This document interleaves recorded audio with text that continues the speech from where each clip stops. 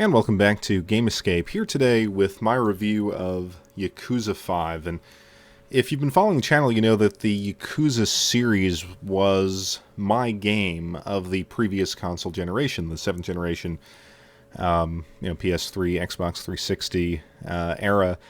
And it is just one of the most unique series that you can play here in the United States. And I think it's a game that we are lucky to have, even if the releases are a little staggered, to say the least.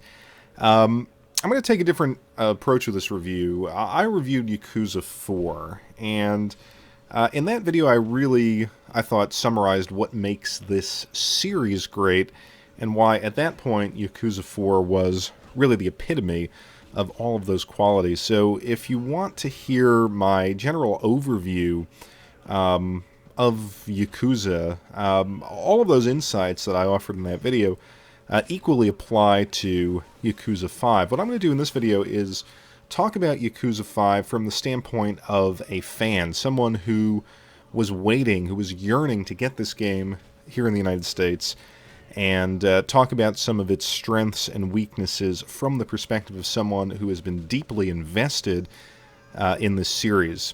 So, I'm going to be somewhat critical in this video, but it does not mean that this is a bad game. This is a very, very solid entry into an amazing series. So I encourage you to look back at the Yakuza 4 review and find out why this is one of the best series out there. So, where do I start with Yakuza 5? About a year and a half ago, maybe 2 years ago, I offered my thoughts. I essentially gave my impressions of the Japanese version of the game. It was in a pickups video, and I was somewhat negative on the game for a couple of reasons. I sort of speculated that the reason why it was not released here in the States is that it didn't really live up to the pre-release hype, which we actually got. What was that hype? It was that the game was running on a completely different game engine, and it was going to be the largest Yakuza game ever. And I sort of said, well, it may be running on a new engine, but it's fundamentally the same combat system, and in fact, some areas of the game, some textures, some fighting animations actually look worse. And then I said, well, as you kind of go through the game, the cities that you're fighting in and exploring are not particularly interesting, and I stand by that. At that point I hadn't finished the game, but I sort of worked my way through the Japanese game. I can say I completed it because the language barrier was to the point where I missed a ton of stuff. But now having gone through it and seen everything, the cities are not really that great. It's Kamurocho is still the highlight as far as an area to explore, although I will say that the Osaka, their version of Osaka, Sotenbori, was really, really nice. The other cities are kind of bland. They're just sort of grid-like areas, and they don't feel as organic and interesting as Kamurocho. So, I do stand by that. As I went through the game, I did notice not only that some of the stiff animations, but there's some textures in this game that look absolutely abysmal, that would have looked troubling on the PlayStation 2. So anyway, I speculate because of this and the just tons and tons of translation that had to go into this game, that's why they weren't really putting the effort in, because they suspected that fans of Yakuza 4 would kind of see through some of that hype. Well, I'm glad they released. I'm glad I was able to play this one in English. Of course, I did miss a ton of stuff. And, what are the highlights of this game? It's just, like I said, everything I said in that Yakuza 4 video I think holds true, but it's just more of the great gameplay. It's more I've said many times, this is kind of like a mixture of a JRPG meets Streets of Rage meets fun, quirky minigame collection. And ultimately, this game gives you more of that.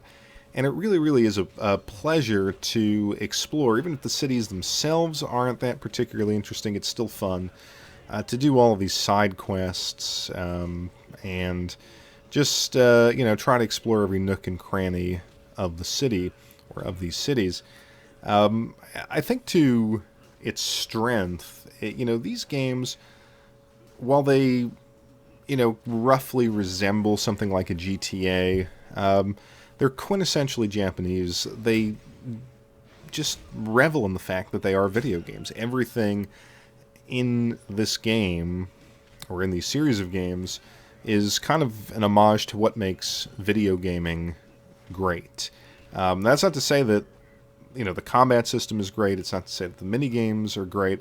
Actually, they're very, very mediocre. But everything is structured in that kind of video game sort of mentality, in sort of the incentives and the progression, that it just celebrates the fact that it's a game, and it doesn't really try to represent reality in any way. So, I've never really understood why people complained about this game, and they say, well, it's unbelievable. You're always attacked as you're going through the cities, or why do I have to do this mini game or this submission? It's insane. It wouldn't really happen that way. Well, that's not what Yakuza's about. The Yakuza series is about kind of having fun in this somewhat linear playground, but it's a playground nonetheless. And, it's just every little thing that you do being its own game feels it feels fun for the most part. And I'll get to that in a little bit.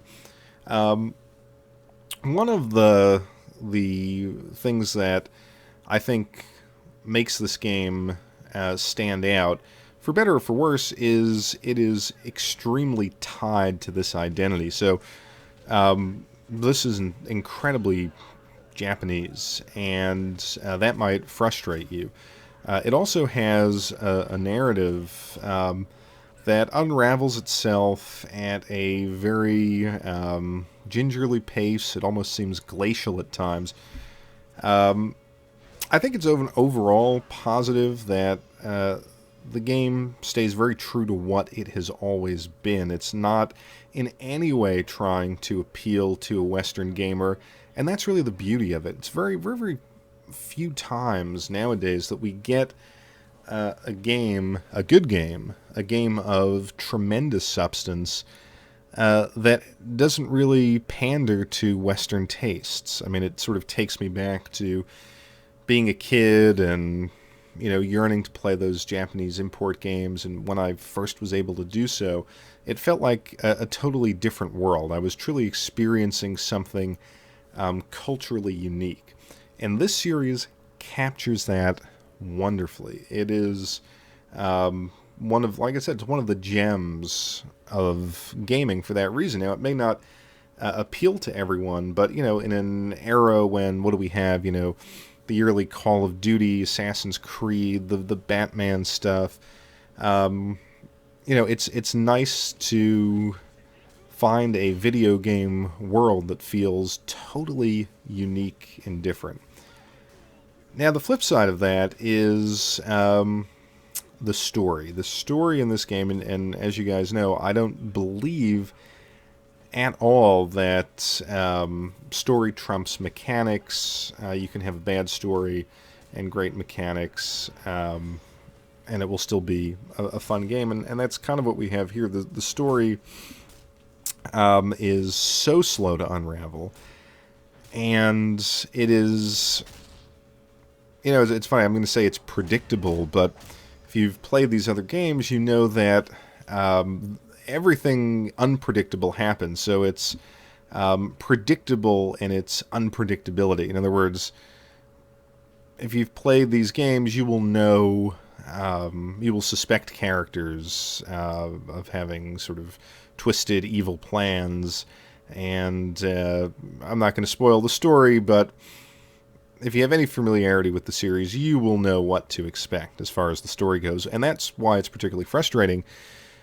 to kind of sit through cutscenes and then subsequent, dialogue scenes that would put Hideo Kojima to shame. I mean, some of these are so long with such a little payoff that it actually detracts, I think, from the enjoyment of the game.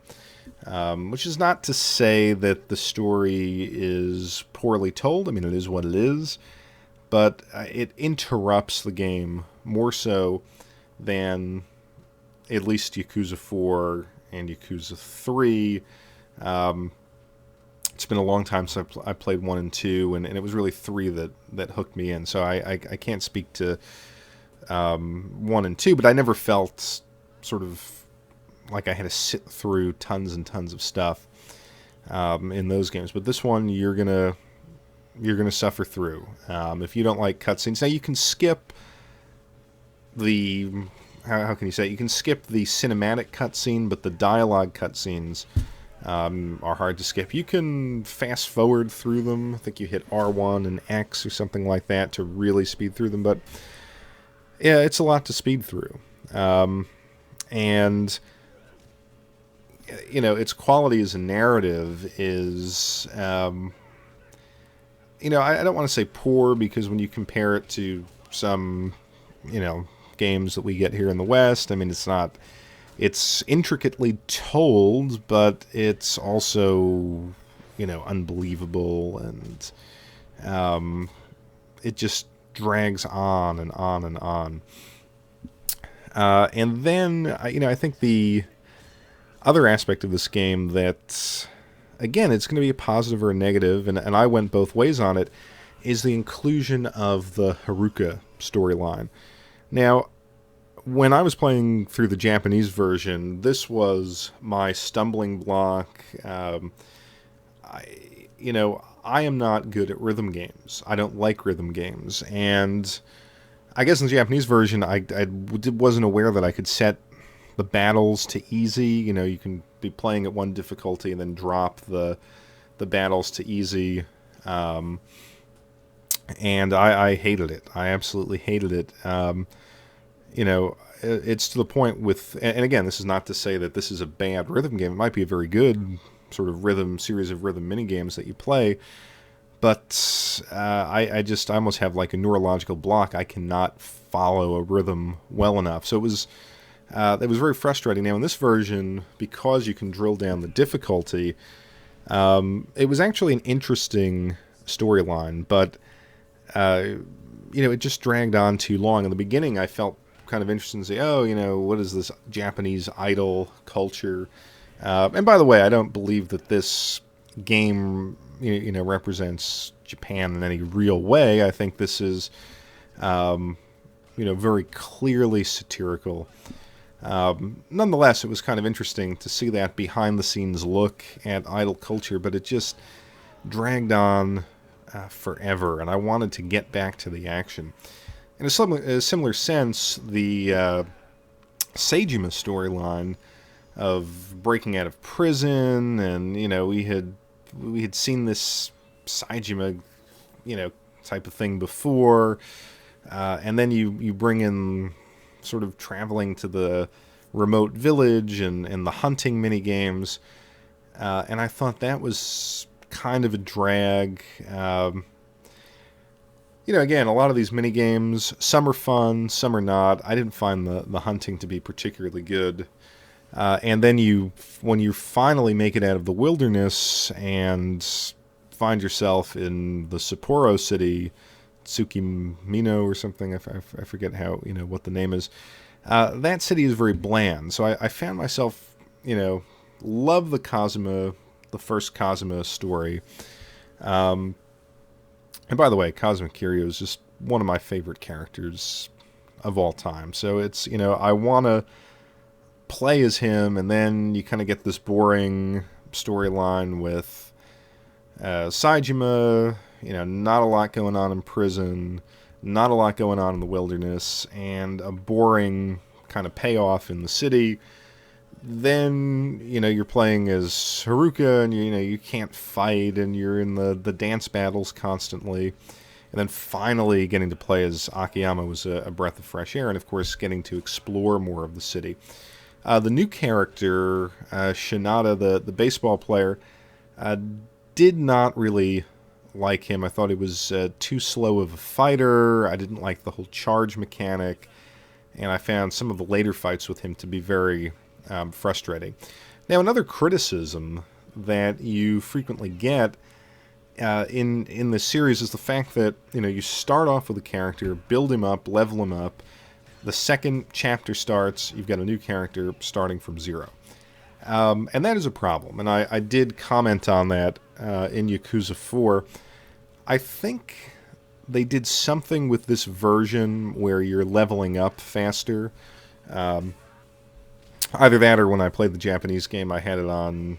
I don't know. I shouldn't even say that because it was on the same difficulty, but I just had the sense that, oh, you know what I think it is? When you load these games up, they see that you have Yakuza 3 and Yakuza 4, you get something at the beginning, and I think it was like a jewel or something, and I kept that in my inventory, and maybe that's what it was, but I felt like I was leveling up a lot faster, which is a good thing. And you know what? That's fine, because that, whether it was the item or they just changed it, changed how quickly you level, it was fine. Like I think in the Japanese version, some of the different moves you could level up to would require 3 soul gems, but here it was only 2, and that's fine. Nonetheless, I would suggest that this game should be the last game where they have that kind of structure. I think we've done this for 2 games in a row. Doesn't need to be done again. So, another improvement that the game has made, and again, I think fans go back and forth on this. Another improvement was the fact that it's very quick to load in to battles, when you're walking up to the thugs and the Yakuza and the hosts on the street. But the frequency of those battles have increased, and the number of combatants have increased, which is actually pretty cool. You can fight waves and waves of enemies, and a lot of the major sort of main battles in the game have you taking out armies of people.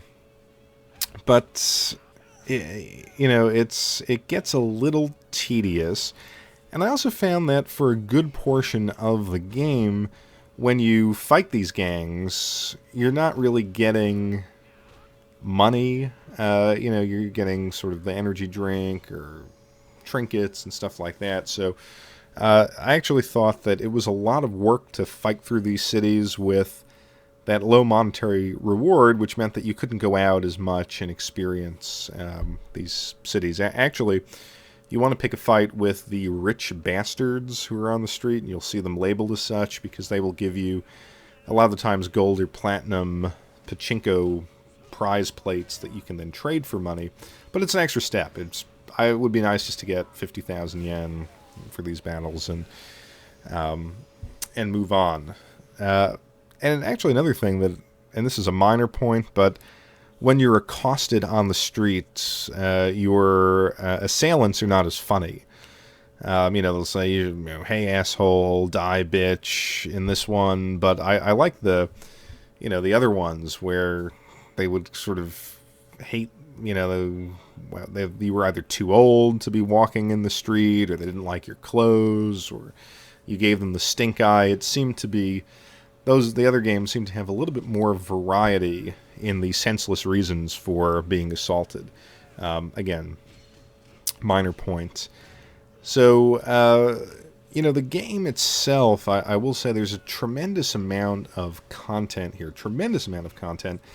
It is, almost exhaustingly long, particularly in the final stages. Between the cutscenes and the length of the battles, Just really substantive. Worth, I think, a $60 purchase. So I think whatever it's going for, 40 is pretty good. I will agree that some enemies are very cheap, and the whole save point system, there are just not enough save points. And when you lose a battle, if you're playing on the hard difficulties, and I can't even imagine what the extra hard difficulty is, but I always think that the game mechanics here are not refined enough to give you that precision that you need to play it at the super hard difficulty level. So, even on normal, some of these boss battles are extremely frustrating. And, man, I mean, a couple of the later ones, particularly the final battle, which are very cutscene, or not cutscene, quick time heavy, and you hit the wrong quick time button, and you're winning the battle. You are winning the fight. The guy, your opponent has no energy. There's one final quick time battle, and those inputs come at you pretty quickly, and you press the wrong one, and you lose on one button press. That is insanely frustrating. So, yeah, I was not a fan of that. Nonetheless, I mean, what is the overall package here? I mean, I'm talking for 20 minutes, and I can talk for much longer on this. Is this as good as Yakuza 4? I don't think that it is, and I don't think it's the point at which you want to jump into the series.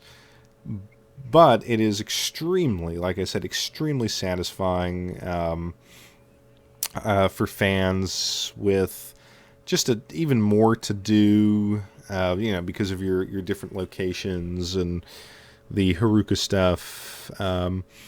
It is just a ton of fun. And of course, once the game unlocks at the end, and you can go to any city and sort of do whatever you want, you essentially have this kind of massive playground, and you can kind of experience this attention to detail that the team has put into this game. And for those who detract, or the Sega detractors out there, this is a wonderful series. This is something that I think Sega should be really proud of. And is it, I know there's the whole thing, well, it's not Shenmue, fans of this don't like Shenmue, whatever. Two different games, but this is brilliant in its own right. I mean, it really does, even though you're dealing with dated graphics and bad textures, just the detail of these worlds is enough to suck you in and keep you playing. And it's not just the character progression, but it's, progressing the character to get more money to do more in these places. And I think this game does that very, very well. So I want to end here by saying, it gets, fans of Yakuza are going to play this game, hands down. So it's not even worth saying, well, you might pick it up or you might reconsider. If you're a Yakuza fan, you've purchased this already. If you're on the fence about it, play 4. It's probably very cheap right now. Then jump into 5 if you like it. But going through this game made me really think about, what do I want to see from the future Yakuza game, Yakuza 6. And I know they have, they have the Ishin one for the PS4, and they have the one with Majima and Kazuma, I guess, in the 80s, but kind of the next proper installment. What do I want to see here? Well, like I said, I want them to do away with the 4 or 5 character structure. They can have a parallel storyline. What I think would actually be really fascinating is to have a main narrative with Kazuma, where you're sort of, the bombastic, crazy, over-the-top narrative, and then be able to switch to another character who's just living his life, or her life, in the city. And you can still have it, an up-and-coming gangster, an athlete or something, where you're still going to have the battles. And I don't think it should be a rhythm game thing. And, put that story in Kamurocho, and then rather than send you to the different cities in Japan and kind of break things up, have it occur in different, whatever you want to call them, districts or areas of Tokyo. I think that would, let's explore beyond Kamurocho for the first time. It would still be in Tokyo. That would be another thing that I think would really kind of evolve the series and make it even more interesting. Now, the combat, can they stick with this combat engine any further? It's a tough call. I think that it is very long in the tooth. This is not a great third-person combat engine. This is not the Batman games. That having been said, I just think it so closely, it just feels like Streets of Rage. I mean, it just has that old-fashioned, beat-em-up fun to it. There's no complexity to Streets of Rage, but it's the combination of the moves, the enemies, and the level design, and the music in Streets of Rage that keep you playing through. So, I think you can...